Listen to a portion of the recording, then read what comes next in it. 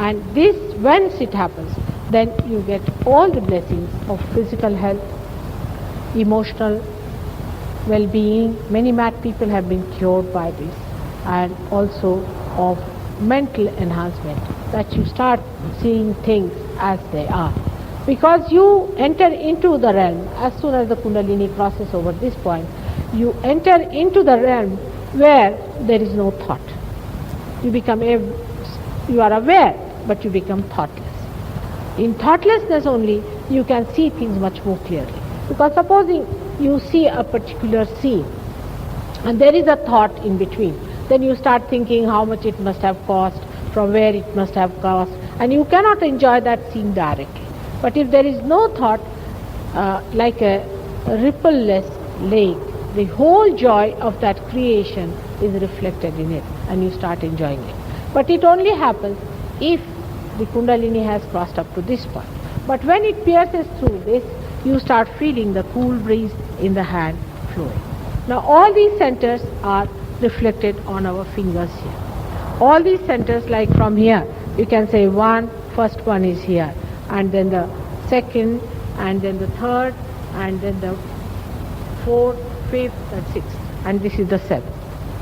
All these 7 centers are reflected on our fingers and hands, on this one and this one. And after that, you can start feeling yourself and others on these fingers to begin with. Later on, as you grow in it and mature in it, then you start feeling them within yourself.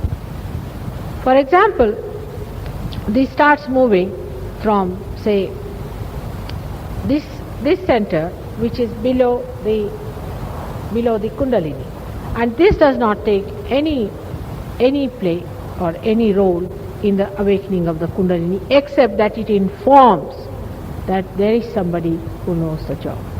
Now this Kundalini rises without any harm, without any trouble, in a very straightforward manner. Now there are books, you might have read, some of you, that Kundalini rising is the most hazardous thing.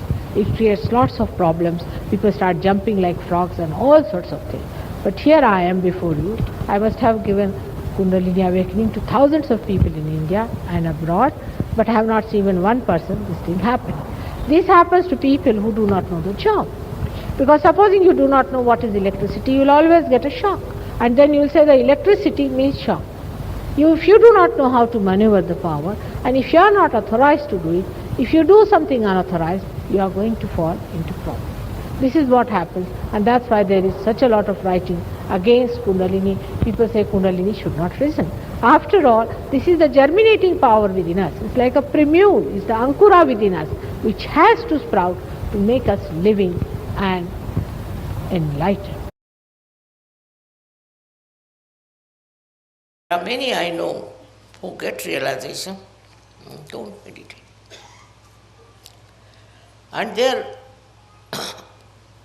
style is different. Their nature is different. Meditation is such a soothing thing, such a beautiful way of connection with the divine, that all your problems get solved in that meditative mood. If you are not meditating, you are not following meditation, then maybe your light will go down. It won't give sufficient light. It's important, very important, to find out about yourself, about others, in the meditation. How to do meditation? Many people ask me. Don't do anything. To just go into thoughtless awareness. Try to go to the thoughtless awareness. If you can get into that condition of thoughtless awareness, you've done your job. Because that's the point where you are with the truth, with the reality, with the joy, with everything that is so fundamental. When you meditate, try not to make some sort of a function out of it. No. Meditation is something silencing yourself, silencing your thoughts, and going to that deep ocean which is within you itself. But supposing you don't do that, if you don't meditate, I can make out immediately those who are meditating and those who are not. It's not difficult for me. Those who do not meditate are always hesitating. They are confused. They can't understand.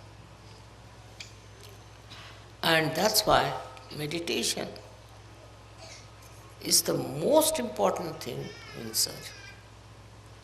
Just like a light burns with the electricity flowing in it, you can say, or by because of the candles.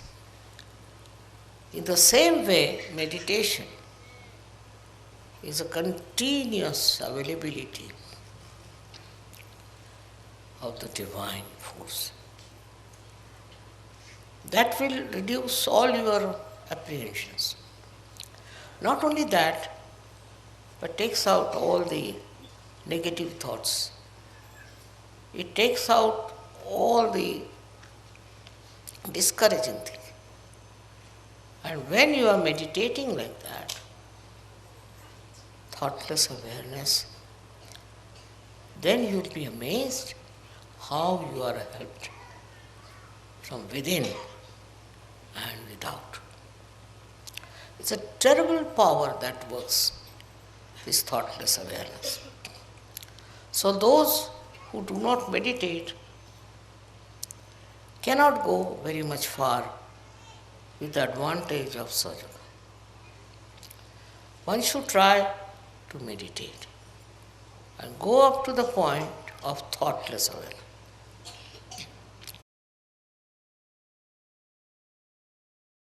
After self-realization, what happens? It's very interesting. After self-realization, you go beyond both these things, consciousness and awareness. Because you go beyond thought. You have gone beyond thought means what? Anger,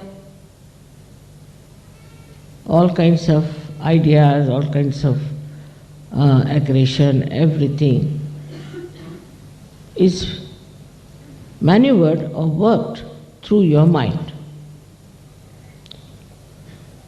So if your mind is lost, what will you do? There's no mind anymore. You exist with reality.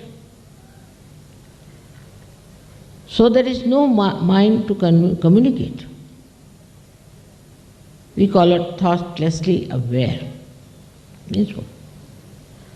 We have conquered all our enemies by giving up one enemy, that was our mind. There's no mind to suggest. There's no mind to tell you. So once there is no mind, you are lost. Now it is being said that you ask a question to yourself, who am I? As soon as you ask this question, you become thoughtless, so you get lost. You cannot answer this question. Otherwise you might say, I am a woman, I am this, I am that, I am a bishop, or I am a pope, I am this, I am that. But once you are a realized soul, who will tell you who you are? Because the one which tells you is the mind which doesn't exist. No thought. Means you get dissolved into yourself. This is what is reality. But you are aware also. Now, that's another point.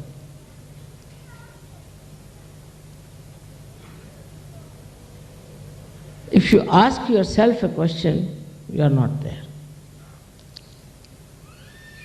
But you are aware. If your navi is catching, you immediately know, my navi is catching, I have got liver. Don't have to ask questions. Or somebody standing near you, left Swadhisthana, oh my God, it's this one.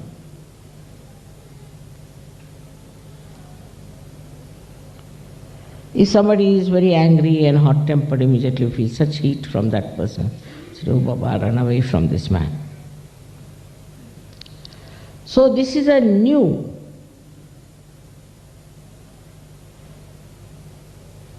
realm you have entered into, reality, which you are never aware before. Now supposing there's a very bad man standing near you. He might be a thief, he might be a murderer, anything. You will not be even conscious of it, leave alone aware, normally. But once you are a realized soul, you become aware of the whole. That is reality. What are the problems? In the collective, you become aware of the collective. You become aware of the problems of the whole world. Now, this awareness is very different. The first awareness, as I told you, is like this, that if somebody tells you you are this and this, you become aware of it. In this, nobody has to tell you.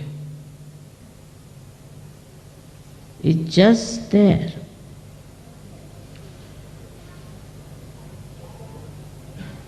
You are there, you know what it is. And this is what you have achieved in these modern times, which is the blessing of the modern times also, that we know now who we are. We always say we are the pure spirit. Yesterday also I heard it. Are you sure? What makes you believe that? That you are the pure spirit. I mean, you haven't seen your spirit, have you? You haven't seen yourself, what you are. Then how do you say you are the pure spirit? It's just you are saying something because I say so. But you are the pure spirit because whatever is the description of the pure spirit is given, that it is aware of the divine power. It is aware of the divine power.